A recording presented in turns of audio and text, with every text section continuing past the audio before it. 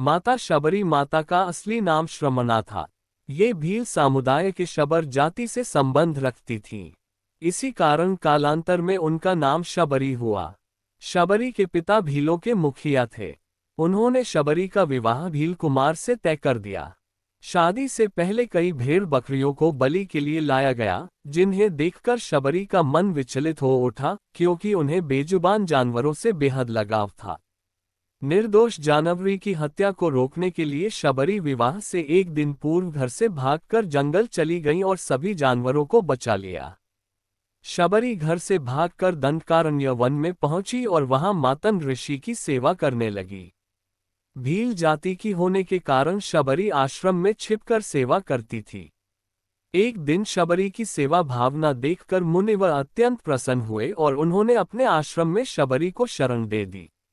उन्होंने मातन ऋषि से ही धर्म और शास्त्र का ज्ञान प्राप्त किया। मातन ऋषि ने ही शबरी को श्रीराम की भक्ति करने को कहा। एक दिन जब ऋषि मातन को लगा कि उनका अंत समय निकट है, तो उन्होंने शबरी से कहा कि वे अपने आश्रम में ही प्रभु श्री राम की प्रतीक्षा करें। वे एक दिन अवश्य ही उनसे मिलने आएंगे और उसके बाद ही तुम्हें मोक्ष प्राप्त होगा। शबरी प्रतिदिन अपनी कुटिया के रास्ते में आने वाले पत्थरों और कांटों को हटाने लगी, ताकि श्रीराम के आगमन के लिए मार्ग सुलभ हो जाए। रोज ताजे फल और बेर तोड़कर श्रीराम के लिए रखती। माता सीता की खोज में जब श्रीराम शबरी की कुटिया पहुंचे तो वह भाव विभोर हो गईं और उनकी आंखों से आंसू बहने लगे।